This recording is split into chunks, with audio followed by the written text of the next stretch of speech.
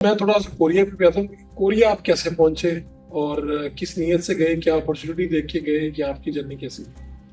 Korea मैं तो business के लिए गया था। मुझसे पहले बड़े भाई थे वहाँ पे, और उन्होंने ही बिजनेस स्टार्ट किया था। हमारा मेन बिजनेस है कंस्ट्रक्शन मशीनरी का, स्पेयर पार्ट्स का। उसके अलावा ऑयल की मैंने एक ब्रांड उधर रजिस्टर की हुई है और मैं काफ़ी ममालिक में एक्सपोर्ट कर रहा हूँ। मेरी एक्सपोर्ट काफ़ी ठीक है अल्हम्दुलिल्लाह। मुझे 3 दफ़ा बेस्ट एक्सपोर्ट का अवार्ड मिला है कोरियन प्रेसिडेंट के साथ, प्रेसिडेंट से। और काफ़ी एक्टिव हूँ वहाँ पे। पाकिस्तान बिजनेस एसोसिएशन का मैं चेयरमैन हूँ। उसके अलावा ऑनररी इन्वेस्टमेंट काउंसलर हूँ। पाकिस्तान एम्बेसी के साथ बड़ा इंगेज हूँ। पाकिस्तान से बहुत ज़्यादा मोहब्बत करता हूँ और जैसा कि कहते हैं कि सोता वहाँ पे हूँ और सोच और दिल जो है हमेशा पाकिस्तान के साथ होते हैं। तो यानी भाई बिजनेस कर रहे थे, उनके पीछे आप गए और फिर आप उधर की होकर रह गए। क्या ऐसा था कोरिया में और आज का कोरिया और 18 साल पहले का कोरिया कितना मुख्तलिफ है? कोरिया इवन 18 साल पहले और अभी भी आप हर साल अगर देखेंगे कोरिया चेंज हो रहा है। हर साल तो नेविगेशन जो होती है उसको अपग्रेड करना पड़ता है, नए रोड्स बन जाते हैं, पता नहीं चलता कि उधर फैक्ट्री थी, अगर दोबारा जाते हैं तो आप ढूंढ ही नहीं सकते। हाँ जी, बहुत है। जो मैं तो हमेशा कहता हूँ ये जूझ मजूझ है। ये कोरियन ये क्रेजी हैं मतलब डेवलपमेंट में। अपार्टमेंट एक साल पहले देखें तो जमीन में होती है बिल्डिंग, यानी उसका कोई नामो निशान नहीं होता। एक साल बाद वो इतनी बड़ी बिल्डिंग 50 फ्लोर की या 70 फ्लोर की खड़ी हो जाती है। तो वैसे ये लोग कैसे हैं, यानी इखलाक के एतबार से? अच्छा, मैं बता दूं, मैं आप गए पिछले हुए से थे? पिछले हाँ साल। जी जी, आप मेरे पास आए। आप बिल्कुल आपके पास गए भी और मुल्क भी बड़ा अच्छा था। और मुझे वहाँ पे जाने का मौका मिला। तकरीबन हम 10 दिन वहाँ पे रहे थे। और कोरियन गवर्नमेंट और उनकी जो जर्नलिस्ट एसोसिएशन थी उनकी दावत पे हम गए थे। तो मुझे तो सच्ची बात है, लोगों के जेहन में यही आता है कि यार ये जापान की तरह का वो मुल्क है, लेकिन ये एक डिफरेंट चीज है। डिफरेंट। और वहाँ पे ये बड़ी बड़ी जितनी कंपनीज हैं, सैमसंग, एलजी, हुंडई, जितने हैं, मुझे सैमसंग जाके देखने का मौका मिला। और फिर पता चला ये कितनी रिसर्च करते हैं, उसके बाद ये आज तक मार्केट में कैसे छाए हुए हैं, सब कुछ ऐसे। आपको इनका क्या डिफरेंट लगता है? आप तो इंग्लैंड में भी काम किया, दूसरे मुल्कों में भी आपके बिजनेस हैं, एक्सपोर्ट भी कर रहे हैं, जी जी। आना जाना भी लगा रहता है। क्या मुख्तलिफ है कोरियन से?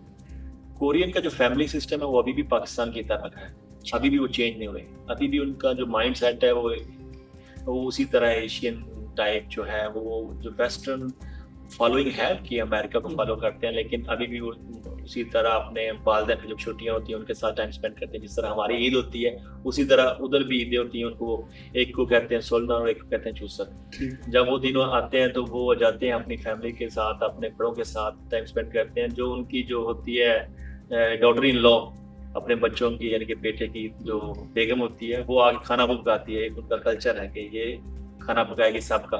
तो वो एक वो जो होती है डॉटर इन लॉ, वो भी मसलन कतरा रही होती है कि अभी वो दिन आने वाले हैं, चूस ईद आने वाली, मुझे जा खाना पकाना पड़ेगा। अच्छा, यानी इतनी उनकी रवायत पक्की है। हाँ जी, और अभी भी वो इकट्ठे रहते हैं। मसलन यानी फैमिली से जॉइंट सिस्टम है। मसलन कुछ लोग हैं वो सेपरेट रहते हैं, लेकिन जिनके घर बड़े हैं, वेल ऑफ हैं, वो अभी भी इकट्ठे अपने माँ बाप के साथ रहते हैं। जैसे जापानियों की मशहूर है जी, इनकी ईमानदारी बड़ी मशहूर है।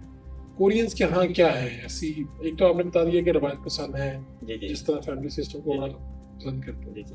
अगर आप इनकी खूबियाँ बताना चाहें। इसमें खामी बता सकता हूँ। जापानीज जो है उनमें ये है कि वो बड़े अखलाक उनका अच्छा होता है और बड़े सच्चे होते हैं, बड़े वादे के पक्के होते हैं। अब कोरिया में थोड़ा बहुत पाकिस्तान की तरह ये है कि मसलन झूठ भी बोल देते हैं, कभी वादा खिलाफी भी कर देते हैं। मसलन डील की है, डील को ख़त्म भी कर देते हैं कि जी मेरी बीवी ने कहा है कि इसको अभी चीज़ को ना बेचें तो मैं बाद में बेचूंगा, आप कभी पैसे वापस कर दें, कभी वो भी ना वापस किए। लेकिन मैंने तो वहाँ से पैसे कमाए हैं, मैं तो वहाँ बिजनेस कर रहा हूँ, बड़ी अच्छी चीज़ें भी हैं। लेकिन जाहिर है वहाँ पे करप्शन इस तरह के मामला भी हैं, मसलन फ्रॉड किस्म के लोग भी मौजूद हैं। और वहाँ की सियासत कैसी है? सियासत 2 पार्टीज हैं और दोनों उसी तरह लड़ती हैं जिस तरह इधर पाकिस्तान में लड़ती हैं। वहाँ पे पार्लियामेंट में बुरे भी चलते हैं, मुक्के भी मारते हैं एक दूसरे को। और पिछले दिनों पहली दफ़ा मार्शल लॉ भी लगा। आज तो वो बड़ा अजीब सा हुआ कि उस बंदे को सारे कह रहे थे प्रेसिडेंट को, इसको जाके ना पाकिस्तान आर्मी से सीखना चाहिए मार्शल लॉ किस तरह लगाते हैं। उसको यानी क्या था सिचुएशन, क्या बनी? उसने जी मार्शल लॉ लगाया और मार्शल लगाने के बाद उसने कहा जी पार्लियामेंट हाउस पे कब्जा कर लिया जाए, जितने भी इदारे हैं वहाँ पे आर्मी को भेजा जाए। ये जो प्रेसिडेंट थे उन्होंने मार्शल लगाया हाँ जी, और फौज उनके साथ खड़ी थी। फौज खड़ी थी साथ। ठीक है। और लेकिन होता यहाँ वहाँ पे ये है कि जो जितनी भी दो पार्टीज हैं उनके जितने भी मेंबर हैं वो ग्रुप बने हुए हैं। एक पार्टी के 50,000 मेंबर हैं उस ग्रुप में, दूसरी पार्टी के 50,000 या 60,000। जो अपोजिशन पार्टी थी उन्होंने मैसेज किया है कि जी मार्शल लगे आप अभी फौरन पार्लियामेंट हाउस के सामने पहुंचे। जो तो वो सियोल और उसके नज़दीक के एरिया के लोग थे, 5-10 हज़ार या 15,000, मैं इतना ही था, 5-10 हज़ार लोग थे। वो पहुंचे हैं, आर्मी के सामने खड़े हो गए। आपने कोई वीडियो देखी होगी, एक लड़की वो गन पकड़ कहती मारो मुझे गोली, मैं अपने मुल्क पे मार्शल नहीं लगाएंगे होगी। तो वो एक बड़ी एक जज्बाती किस्म की कैफियत थी, वो देख के ही बड़ा लग रहा था कि ये कितना अपने मुल्क से मोहब्बत करने वाले लोग हैं। और उसके अलावा जो सियोल का जो था वो आईजी वो अरेस्टेड, और प्रेसिडेंट के खिलाफ उन्होंने उसके मसलन केस बनाया, प्रेसिडेंट को अरेस्ट कर लिया। प्रेसिडेंट अरेस्ट, अब वो प्रेसिडेंट नहीं रहे। प्रेसिडेंट उस वक्त प्रेसिडेंट था, लेकिन उसको वो एक अरेस्ट हो गया। अरेस्ट हो गया, यानी प्रेसिडेंट होते हुए अरेस्ट हो गया। प्रेसिडेंट होते हुए अरेस्ट हो गया। और उसके बाद 8 जजों की एक कमेटी बनी और 8 जजेस ने एक आईनी कमेटी यानी कि आईनी एक बेंच बना।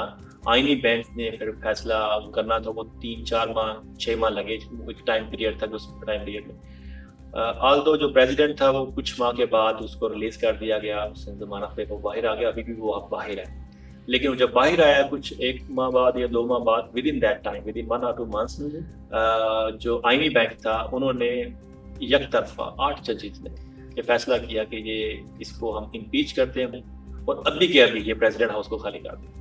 और फिर उसको प्रेसिडेंट हाउस खाली करना पड़ा। अभी 2 माह के अंदर इलेक्शन होगा। तो ये तो बड़ा इनकलाबी सा मुल्क लग रहा है। ये जो कहानी सुनी सारी हमने, बड़े मोहब्बत है, मुल्क से मोहब्बत करते हैं। आपने कहीं नहीं देखा होगा 1 मिलियन लोग इकट्ठे हुए हैं और जब वो वहां से निकले हैं कब भी वहां पे रोड पे मौजूद नहीं, एक शॉपर भी मौजूद नहीं है। सारे एहतजाज के लिए आए थे। जी जी, तो वहाँ पे सड़क पे कुछ नहीं रहा, साफ सड़क, बिल्कुल साफ। जब वहाँ से गए, जी जी बिल्कुल साफ। यहाँ से एहतजाज के बाद जब जाते हैं गुजर नहीं सकते, तो फिर वहाँ से बुरी सूरत। जी जी, यानी सियासत वहाँ पे भी हंगामा खेज है, लेकिन मुल्क से मोहब्बत है। अगर आप देखेंगे सिटिंग उसको प्रेसिडेंट को फिर और आर्मी चीफ को अरेस्ट कर लिया, बात तो कहाँ चली गई। जी जी।